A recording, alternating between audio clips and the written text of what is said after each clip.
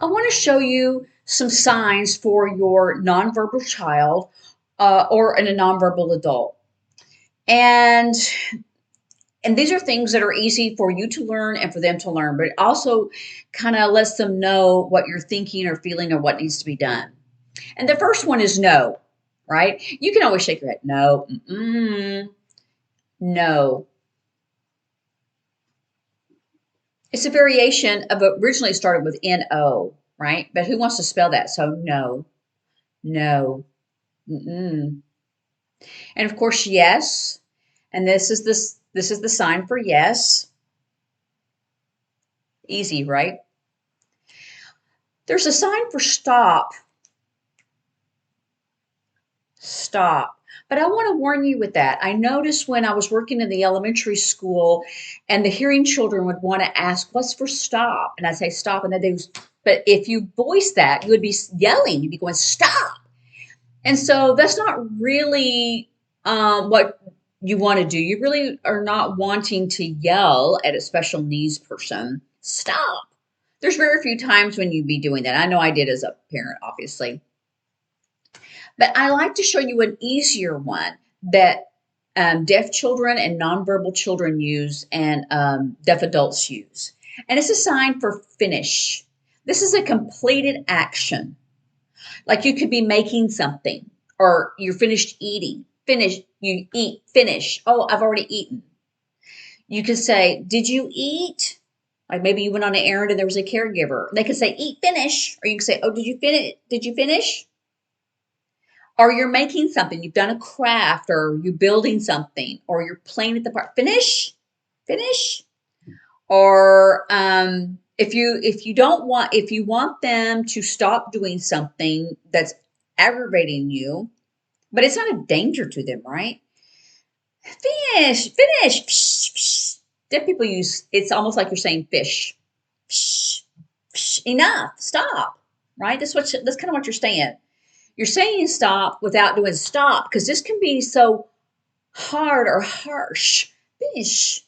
But it's just going to be your facial expression and how you do your hand. All done. All done. Like if you're making something or playing or you've eaten, all done. And if you finish, enough, stop, quit, right? It's not as harsh, but you're also giving the same command. So it's how you do it.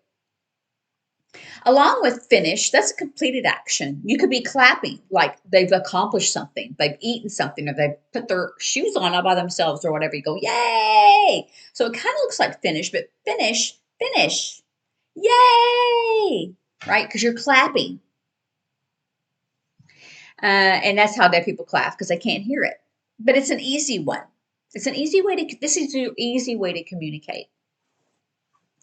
So you want to be able to tell your children and they tell you, like if you're trying to do something and they're going, finish, stop, whatever. They don't want you, like I remember when my children like singing with their songs, they started singing a song and I'd sing with them or finish it and they're going, stop. You know, they didn't want me to do that if they would quit. You know, it's just kind of, I guess, ruined their whole thing. And I notice that still children do that with their parents. And so they can easily, they go, finish. You know, in other words, stop, don't do that. Don't copy me. Don't sing with me or whatever.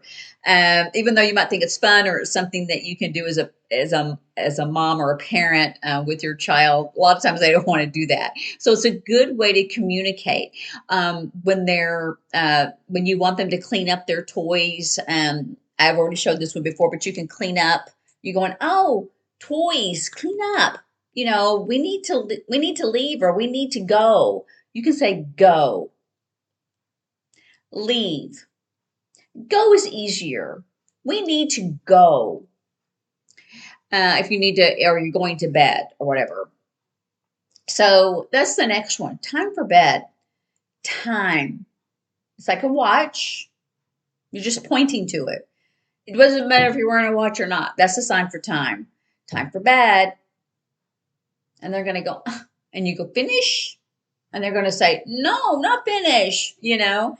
So hopefully you'll have some good communication with your nonverbal children. What's interesting, though, that I noticed with some nonverbal children, whether they can hear or not, whether they have autism or Down syndrome, sometimes they just don't respond. There's this one child that I interpret for the mom, not the child. They can hear, but they just don't respond. But it doesn't mean they don't know, right? The therapist is working with the child, and she will do something, and then she'll stop to wait to see if the child will complete it. Sometimes yes, and sometimes no, but they're still processing the information. You want your children to have language, however they so choose to manifest that thought or that process. You don't want to just be silent around them just because they don't talk um, or they don't hear. You want them to be able to continue to process. Or you could say, so another command, time to brush your teeth. You're just brushing your teeth. Really simple. You could, and there's other commands like, oh, you need to get dressed. You need to get dressed. And they'll go, no. You go, yes. See, these are commands. And making sure that your body, if you're really wanting to tell them something, then your body goes forward in your face. Yes. You need to put your shoes on right now.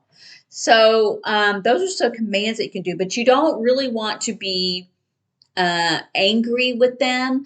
I think that's an easy tendency for parents to do because then they shut down, especially special needs children. They'll shut down.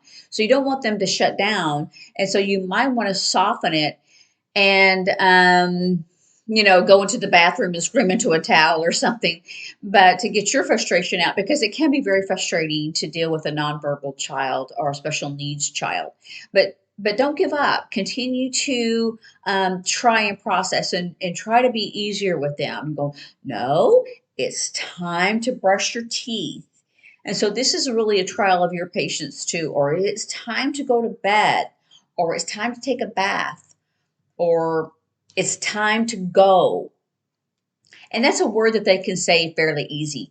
Go instead of leave. Instead of saying it's time to leave, time to go. They can say go.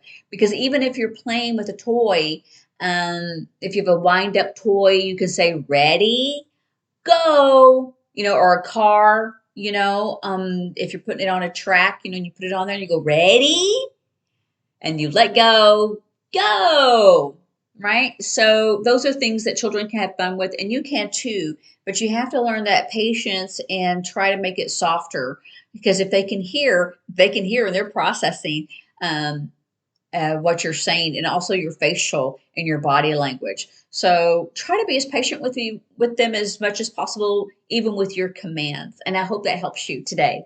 Go out and have a great one.